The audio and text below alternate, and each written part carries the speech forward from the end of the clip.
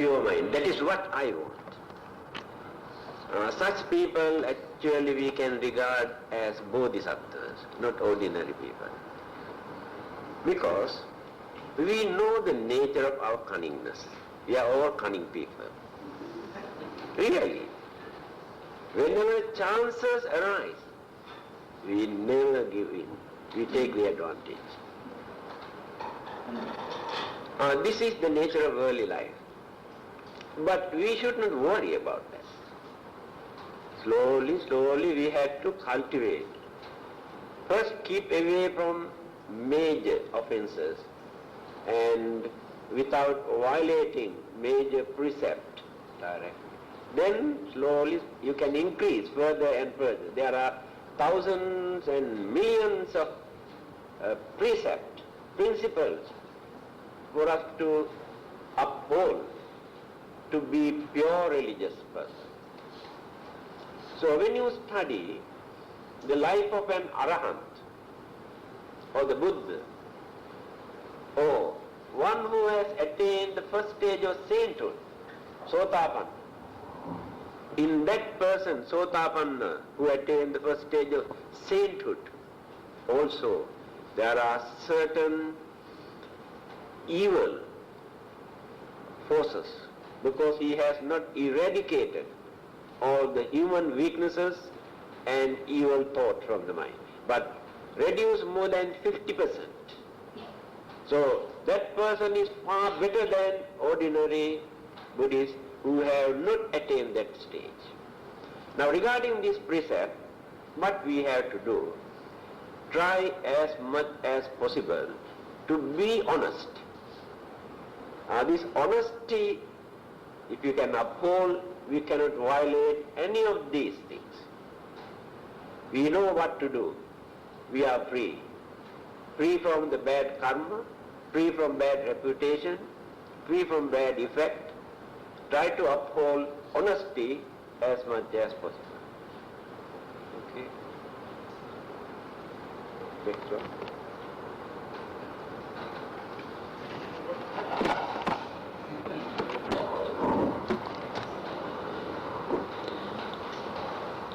The precept is Kamesu Michachara Veramani.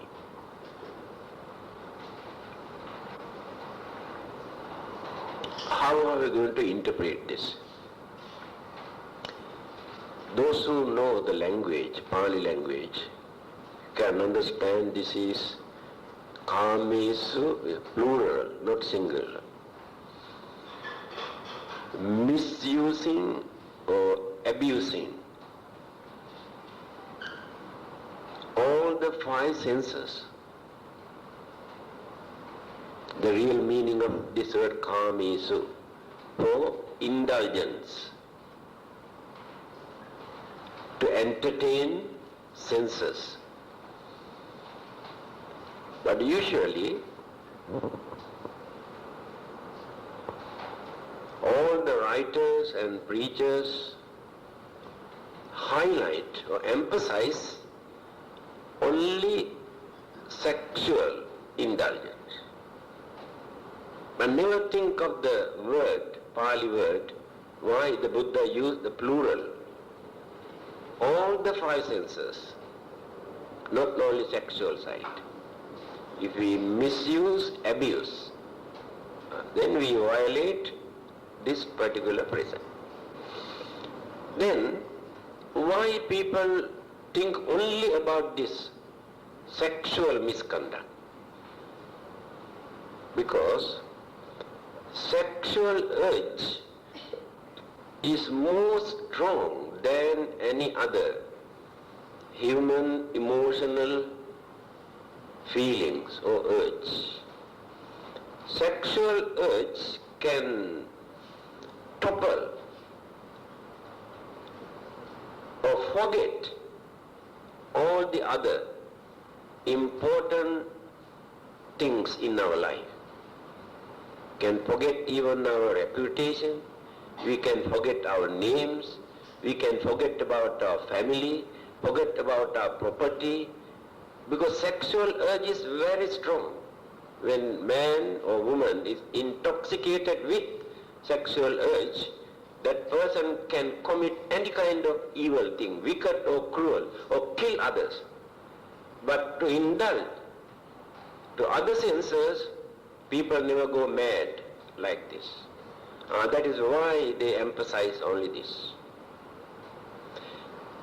Then why people go mad about this? When we experience pleasure by using other senses, we can entertain only one or two senses,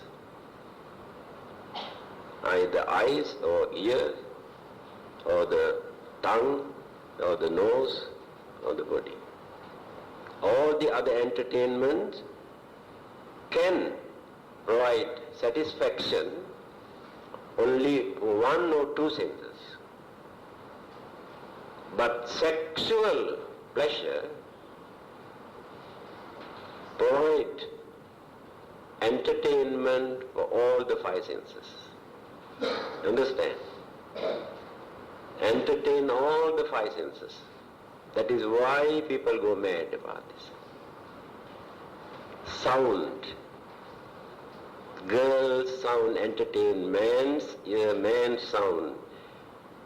Buddha says, Anguttara Nikaya, Nahang bhikkhave anyang eka rupampi samurpassami yathaidang bhikkhave itti rupam. Itti rupam bhikkhave purisassa cittang pariyadayati. Here the Buddha word. He said, remember, he was a jolly good prince, who enjoyed life before his enlightenment. He knows the world. He said, I have never seen anything else in this world which appeal, give satisfaction to man's mind or man's eyes other than woman. Woman's figure gives happiness, satisfaction to man's mind. So there is no any other object which can give this kind of happiness to man's eyes or the mind. Again he says the other way around. There is no any other object which can please woman's mind other than man's figure. It is true. All the five senses, sound, appearance, and feeling, touching. You can enjoy durian. When you touch the skin, how do you feel? Many of those enjoyments are like this. So you entertain all the five senses through sexual life. You can see how animals fight without food for a few days. They go mad because of sex. Then this is the reason why the Buddha has advised those who want to develop their spiritual way of life, try to keep away from this. Otherwise it is not immoral or wicked or cruel or irreligious.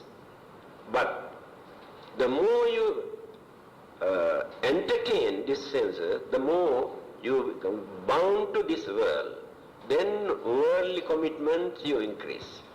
To gain this satisfaction you commit evil, then you bluff and do all the other things in this world because of this.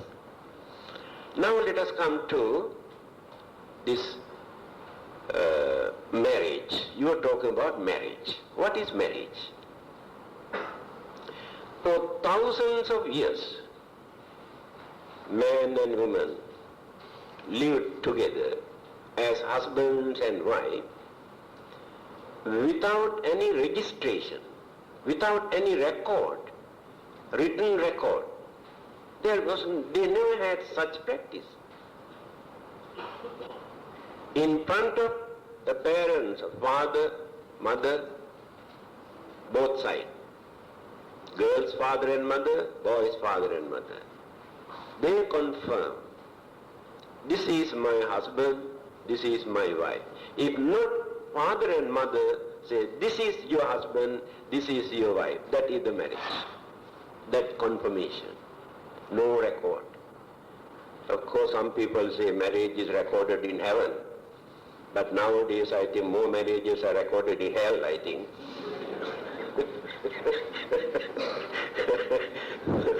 So, they started this recording to keep record that confirm that they were married because of the future of children, property, and what you call ill treatment and negligence, to avoid this thing for their precaution, protection. Otherwise there is no religious value in the registration of marriage. That is for your own protection. Now the argument here is, before their marriage, is it justifiable or irreligious, or is it wrong?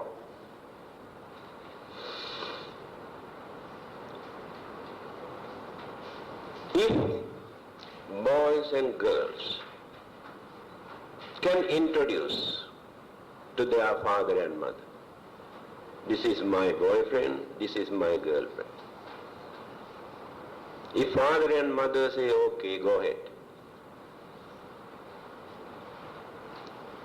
they do not commit any sins because they are not violating anything. But they must be honest. They must be honest not to change their mind later. Even then, it is not safety. Why? Human mind is very, very unreliable. Today they are very good in terms and friendship and relationship and love. After a few months or few years' time, differences, discrimination, misunderstanding, then anger, separate. So if they have committed sexual act earlier, they get into trouble. Therefore, better to take precaution. Unless you get the green light from the legal point of view for their protection. But that is not the religious issue here. Now the Buddha's advice is this. Those who are under parents or elders, or those who are protected by others, those who have husbands or wives, those who have agreed to marriage to another person. If anybody had sexual relationship with one of those things, then it is under Kamesu Michachara, committing that bad karma. Beside these things, there are so many. Those who are not belong to this, loose one, everywhere. Then what is the Buddhist attitude? This the Buddha has clarified in Parabhava Sutta. Sehi dharehi santutto vesya supadissati dissati paradaresu tang parabhavato mukha. One who has his wife or husband, his own husband or wife, goes to another person and had sexual relationship. Because of this wrong action, here the Buddha did not use the word bad karma. Akusala karma, there is no akusala karma there. It is bad action. There are many bad actions which are not belong to bad karmas. It is wrong, that's all. All these wrong things are not belong to bad karmas. All those good things are not belong to good karmas. So here he says, then when you use your common sense, you can understand that person may suffer more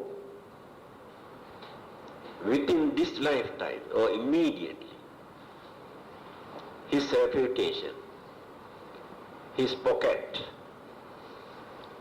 and all sort of dirty sicknesses, incurable sicknesses.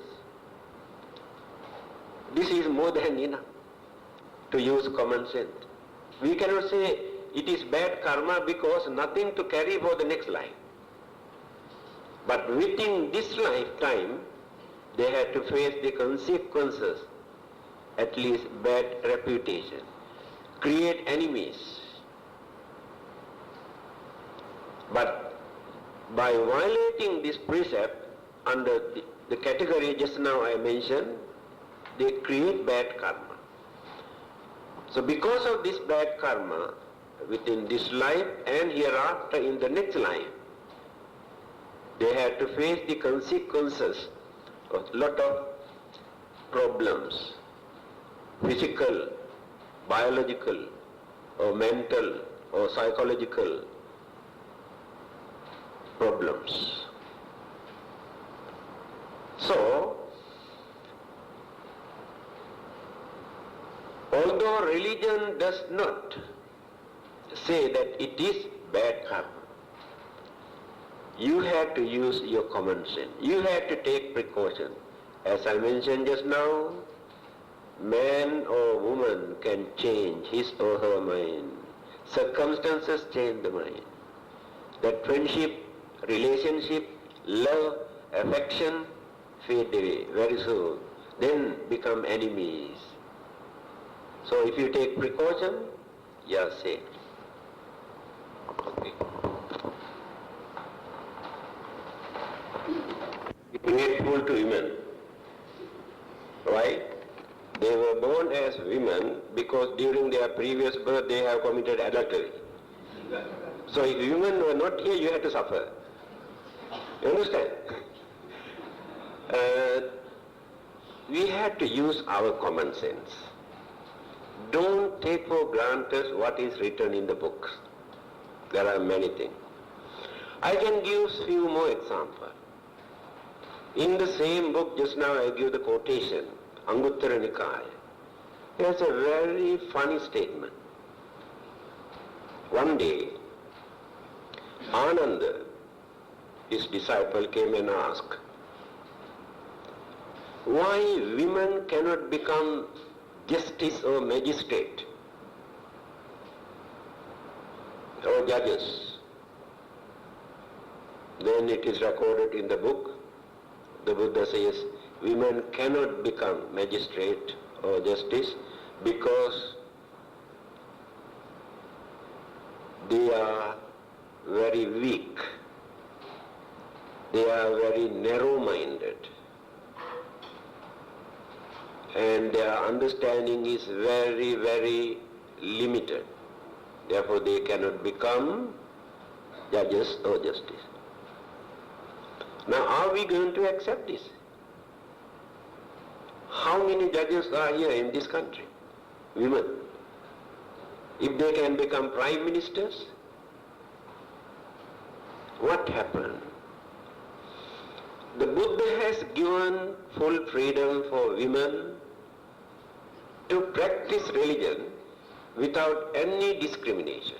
Equal right to practice religion. No any other religion in this world, even today, given so much freedom for women. Now in the West also women are fighting to become priests. No, churches say no. The Buddha has given this freedom 2,500 years ago, with full authority for them to conduct religious services. And places of worship, women were not allowed. Now slowly they are opening their doors, other religions. So, this say what happened? Brahmins were dead against for giving this freedom to women. They were against the Buddha. Later, when they come to know Buddhism was flourishing all over the country, they also enter into the holy order as monks and they become scholars, very learned. They have incorporated this kind of saying into the Buddha's teaching. To say Buddha said like this. Now we can understand very well. The Buddha is not that narrow-minded to say that women cannot become judges. They're kind of very, very shallow. Now this argument, when a man commit adultery, as a result of this, in the next birth, he will become she. That is the punishment. We should not take the literal meaning of the word. What does it mean? Biological, physical burdens. Understand? It is understood that woman has to face more biological and physical problems than man. Labor pain is more than enough. Man is free. So the idea is more physical problems they had to face as a result of committing adultery. Just because women had to pay more burden regarding the childbirth and various other problems, they interpreted this as will be born as women. Understand? So we must know how to interpret this thing. Okay, I think enough.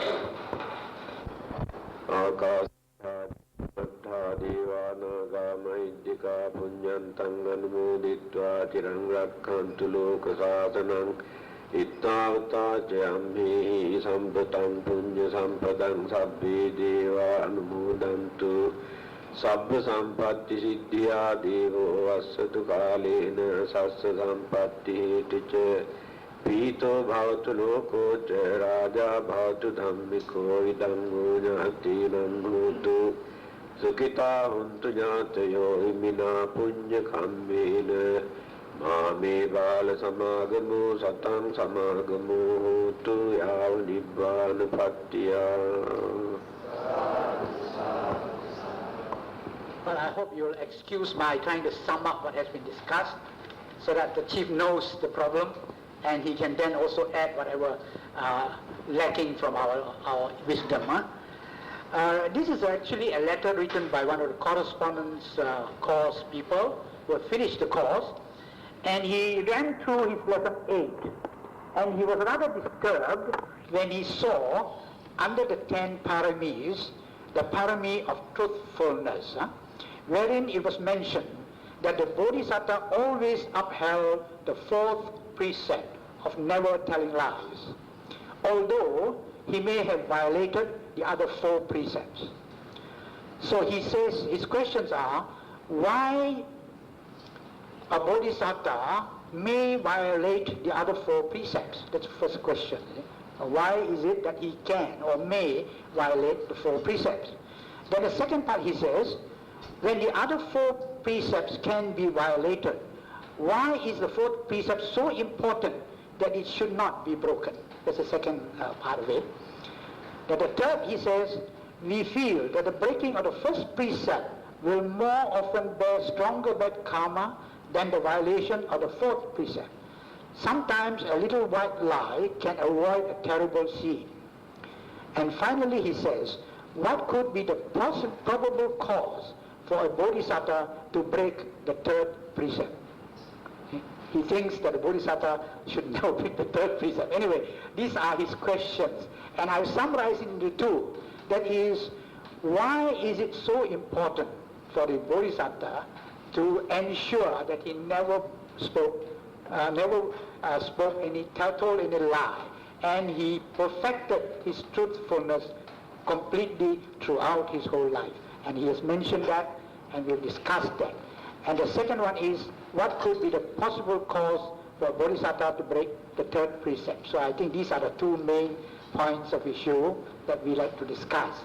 And I think from the contributions from the floor, generally they have mentioned, their opinion they have mentioned already. I'll try and summarize. If I left anything out, you can contribute. So I'm not very good at remembering exactly what you said. So I think what you said is, truthfulness is a very important sort of parami, because if you want to become a Bodhisattva, you have to be honest and truthful. because you don't want to lie to protect yourself. You have no more craving for things, and you should cut down all your desires and possessions. And in the light of this, since he is renounced, he need not tell lies, and therefore he sees no reason in telling a lie. That's one of the contributions. The second contribution is that in order to be of value when he becomes enlightened, you must always remember to be truthful, because all these sutras that you mention, when you say anything, you say, by the truth of this sutra, may every living being be well and happy, and so on and so forth. So therefore, truthfulness is vitally important to the virtues of a Buddha. Without that truthfulness, his value will be very much enhanced. I think these are the two main reasons. Of course, there may be a few more. Of course, the other one is, I think, that generally we all tend to tell lies. And it is only when you become a bodhisattva, you make up a decision to become a Buddha, you must make sure you carry out this truthfulness.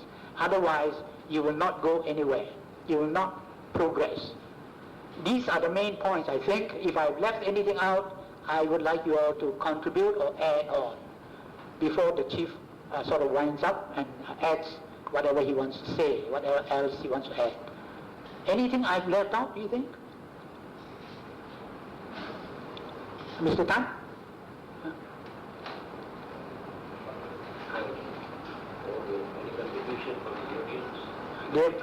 They've already spoken, they've all talked. We've been talking for more than an hour, I think. So they've contributed all these.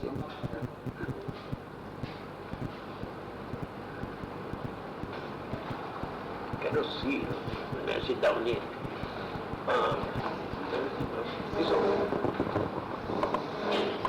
Actually, I wanted to come here when I saw that there are 3 experts here. I withdrew, halfway, and I knew that they can handle. This is not a very big problem, very simple subject for us to discuss. I think you have forgotten that I have explained.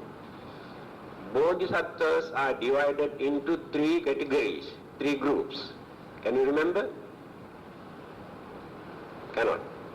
That's the trouble. Saddhadika, Viryadika, Panyadika. Adhika means extra.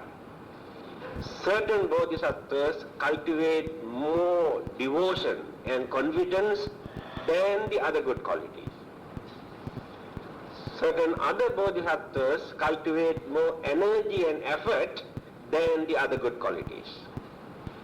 Some others cultivate more knowledge and wisdom than the other good qualities.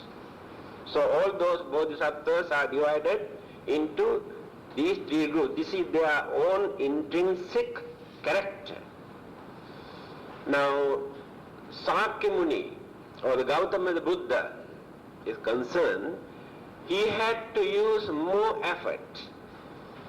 That is why even in the final birth, he had to struggle for 6 years by following the instructions given by some other religious teachers.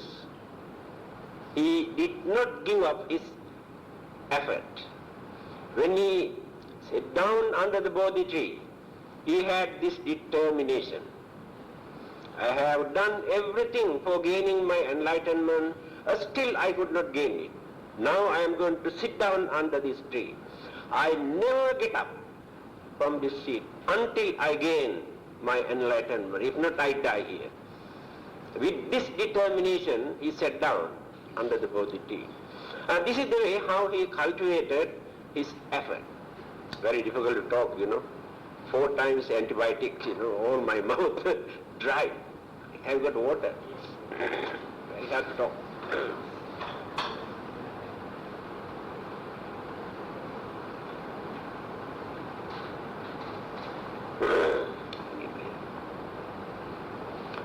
So, now you understood. All those who are working for gaining enlightenment are bodhisattvas, and we divided into three groups according to their ability and skill and knowledge and understanding or natural characters. Then, when you read Jataka stories, he has revealed only 555.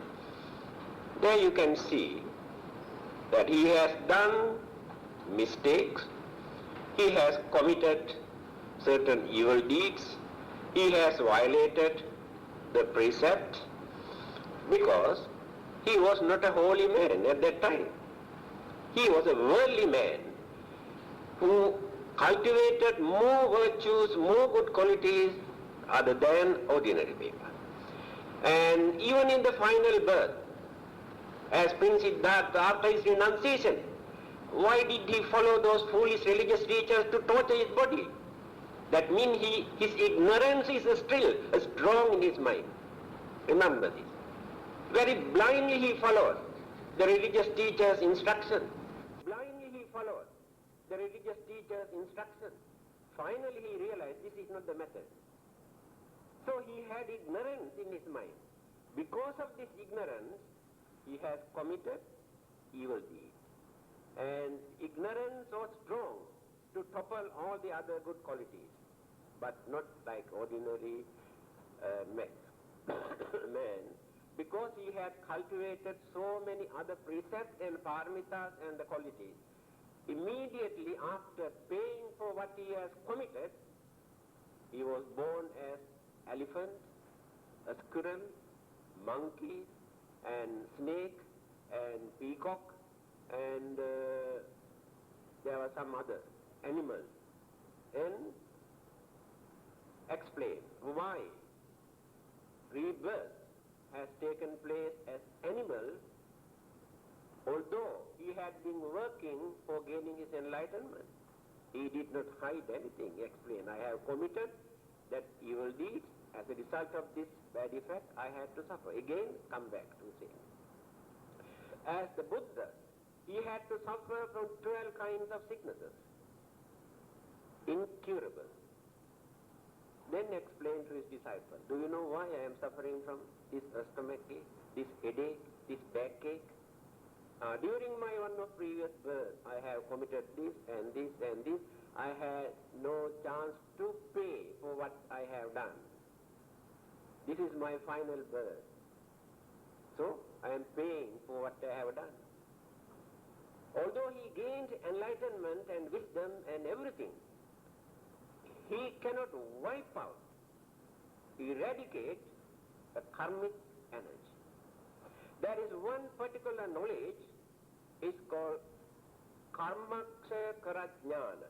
One who gained enlightenment is gained the knowledge to dispel, eradicate all the evil thoughts or words or actions known as bad karma. That means after gaining this enlightenment, that person under any circumstances never commits any bad karma. So it does not mean that he has eradicated the effect of all the karma. He experienced the good result of his good karma throughout his life. So good and bad, but remained only little bit of bad karma. Now your question is, why the Bodhisattva upheld this particular precept, isn't it? Truthfulness. That is his own choice. In Buddhism, it is not mentioned anywhere. The Bodhisattvas must uphold this particular precept from the very beginning up to the end. That is his own choice. But he has revealed the words of the Buddha remain as the most powerful energetic message, the word uttered by a person who never uttered a lie, the power of the virtue that he upheld. But there were many other Buddhas. Now let us take Kakusanda, Konadhamma, Kasyapa, Gautama. Kasyapa Buddha, previous Buddha. His teaching existed only for a short period. That means his wording, his interpretation, his discourses were not so powerful, only for a short period. People have forgotten his deeds. 2,500, more than 2,500, is still the Buddha word. It's very energetic, very powerful, like a message that's given to us today. That is the secret of the power for maintaining, upholding that virtue, truthfulness. The word uttered by a person who never uttered a word, the lie. Anyway, I told you there is no such law in Buddhism. It is up to them. Some other bodhisattvas may uphold another particular precept, either more compassion, or more knowledge, or more wisdom, more understanding. Then the next question is, why he has committed third precept, isn't it? Kamesu Michchācāra. During the previous birth. Well, I think he has committed when he's in his final birth also as Prince Siddhartha. He had so many girlfriends as a married man. Why do we want to go so far? He was a worldly man. So, this is the danger of worldly life. He enjoyed all the sensual pleasures. He had so many mistresses. His father also had so many wives, King Suddhodana. That is their way of life at that time. So, during his previous birth, yes, on many occasions, he has violated this, and again, without hiding, he has explained, because of that, I have to suffer like this. So if you don't like to suffer, you should not commit. Because he always says, I am telling you everything according to my own experience. I know how I suffered because I have committed certain bad deeds.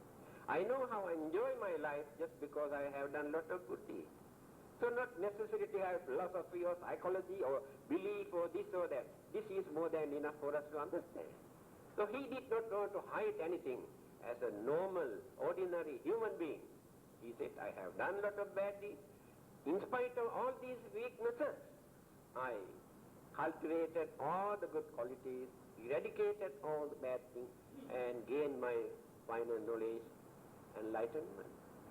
But all those evil forces follow him up to the last moment until he gained his enlightenment. Even after his renunciation also, certain influences appear in his mind. With courage and knowledge and understanding, he could manage to maintain and tolerate. This is the uncertainty or the weakness of our worldly life.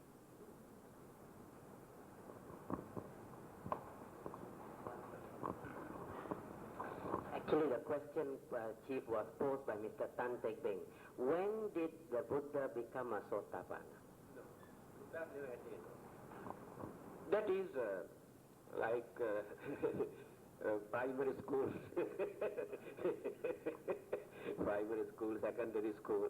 Those who are very, very intelligent, straight away they can continue in a double promotion. Not necessarily, but automatically they gain that. But they don't want to single out that I attained Sotapanna or this or that. When you attain the higher stage, all the evil automatically drop.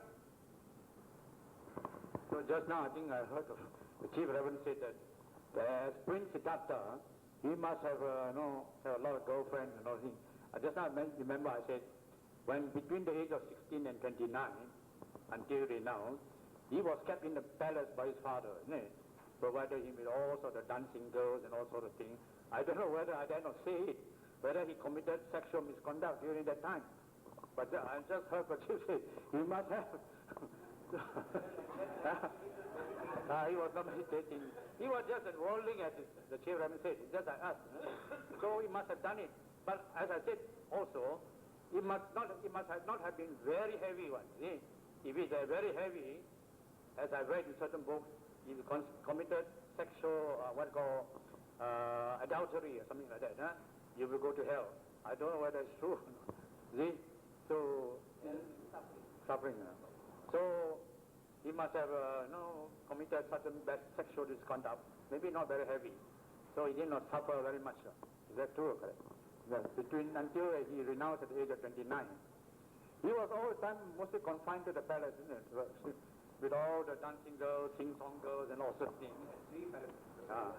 Being a worldling, I'm sure as a very young prince, you are very easily attracted by all these young, nice, pretty girls.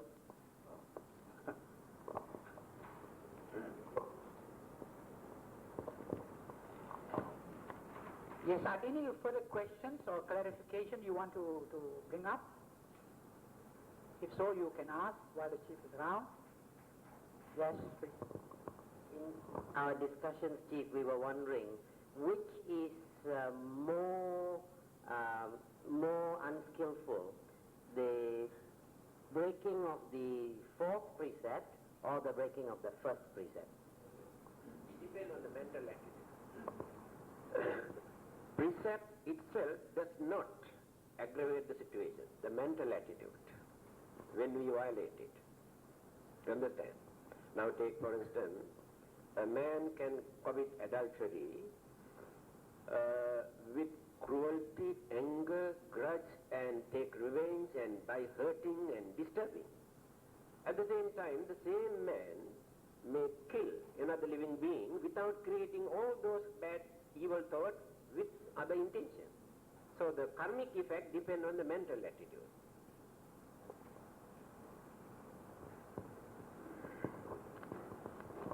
Yes, are there any questions from the floor? Please don't be shy.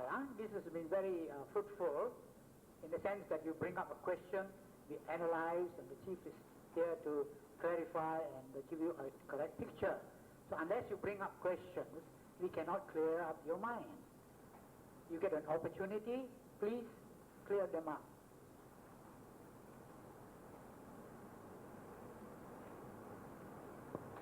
Well, I think there are no more questions. I think they're all very wise now after your talk.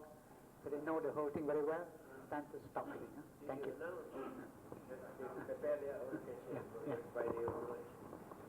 I just remind you again, if you have any questions you would like to bring up for discussion on Friday night, just submit them on a piece of paper, either to Mr. Pham or myself, and then we will bring it up here for discussion. All right? So I think tonight we have listened to many things which we have never heard before. We dare not even ask such questions like adultery, sexual misconduct, telling lies, and all sorts of things. I think it has clarified a lot of doubts in our mind. Must have done, which may be clear. Sometimes we may feel a bit guilty, when do certain things, because we are not sure whether we have violated this precept or that precept. Now you know more, So, but this doesn't mean that you can go and violate all these precepts. But you have got to think for yourself, use of common sense. There are degrees of violation of precepts, depend on your intention, as I say, in the mind. So, I think that's all. Yes, before we go, I think there's one question which a lady from the audience has spoken to me previous week actually, but I didn't find the opportunity to bring it up. I will mention it to you so that you can go home and think about it a little. This question deals with rites and rituals, especially at the death of people. You know, the Chinese rituals cost a lot of money. You get the Chinese Namo to go and chant. It costs 10,000 2 nights or something like that. Now, supposing in your family somebody passes away, but you have a lot of relatives who are very senior, uncles, granduncles, grandfather, and so on, who insist that these things must be done. You know as a Buddhist that we should not practice these. These don't benefit anybody, waste of money, noise, disturb everybody, and so on and so forth. We know that. Now, how do we deal with this problem? Especially if the dead person himself might tell you, oh, when I die, I insist you should give me at least 3 days of this something, Otherwise I may go to hell, you see. Now, what are you going to do about it? Now, if that comes, I want you to go back and think about it. It's a very good question. But I didn't find the opportunity. We were talking about precepts so far. So next week we must start with this question. So I want you to contribute.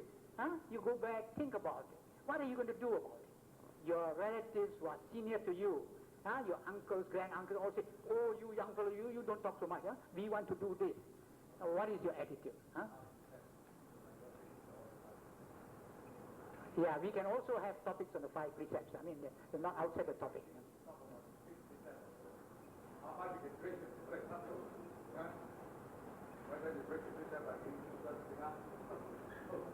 So at least you got something to ponder about, huh?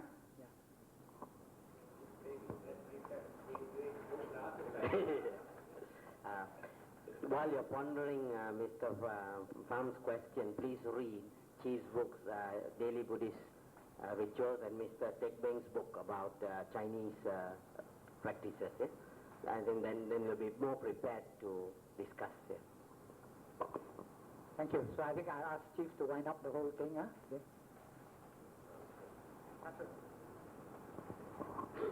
I think if you can continue this technique, you get the chance to express your views and to clarify your doubts and gain better knowledge. When you simply come and listen, you go on loading and loading and loading. After that, create more confusion. Okay. Akasattha Bhummattha Devanaga Maidika Punyantang Anumuditva Tirang Rakhantu Loka Sadhanang Ittavata Jayamhi Sampatam Punya Sampadang Sabbe Deva Anumudantu Sabba Sampatti Siddhya Devo Vassatu Kalena Sassa Sampatti Tiche Pito Bhavatu Loko Raja Bhavatu Dhammiko Idango Jati Nambhutu Sukita Huntu Jatayo Imina Punya Kambena Mame Bala Samagamo Satang Samagamo Tu Yav Nibbana Pattiya